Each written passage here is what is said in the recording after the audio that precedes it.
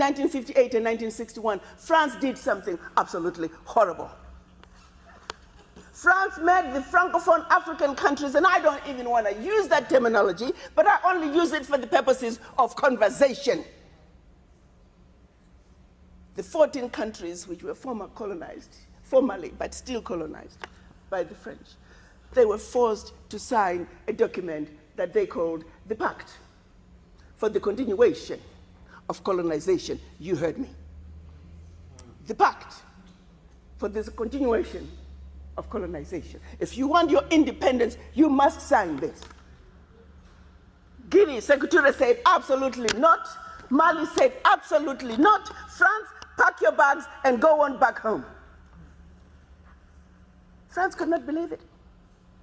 Could not understand that an African country, these monkeys, do not want to be affiliated to France.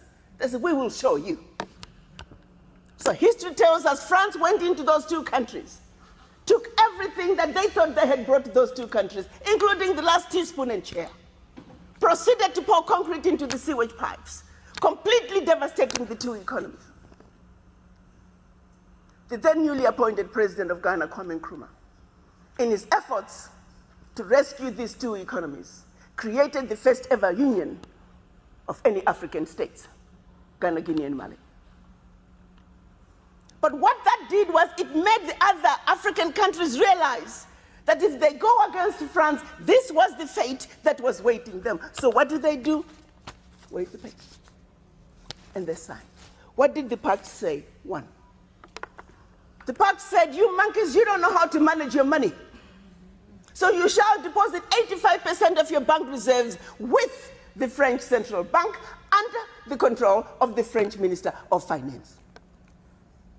And that France is going to take your deposits from the individual countries, pool them together, invest them in the French stock market under the French name.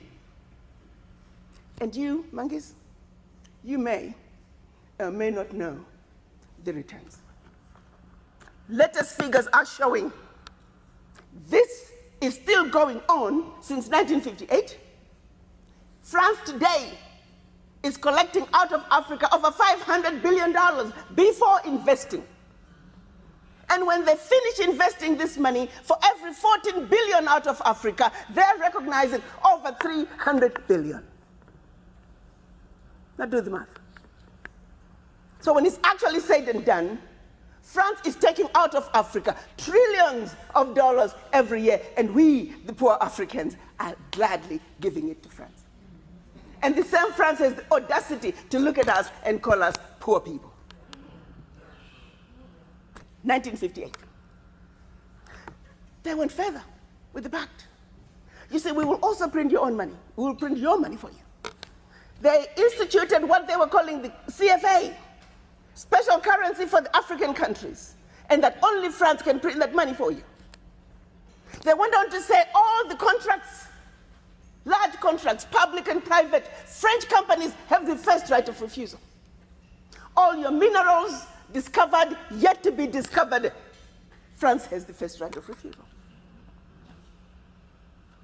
Now, my brothers and sisters, if one of you was to wake up one morning and you're president of one of those countries, and your chief of staff walks in first day and starts reading you out the do's and don'ts as stipulated by the Pact for the Continuation of Colonization, what power do you have? None. And the same countries that are stealing from Africa, they have the audacity to look at Africa and say, Africans, what's wrong with you? Why can't you all take care of yourselves? Well, let's start by leaving our $500 billion on the continent. But what they do instead, they want to throw you with a smoke screen. Your African leaders are corrupt. Well, you know, I gave you that. I mean, not all African leaders are corrupt. Africa is a family. No family is complete without crazy Aunt Sally and crazy Uncle Tom. Nobody's perfect. Okay, fine, so I'll give you that. Their own figures are saying 50 billion is getting out of Africa from corruption. Fine, I give you that. But But you do not want me to engage in a conversation that's solely limited to the $50 billion out of Africa through corruption. First, you don't tell me where it's going. You simply tell me it's getting out of Africa.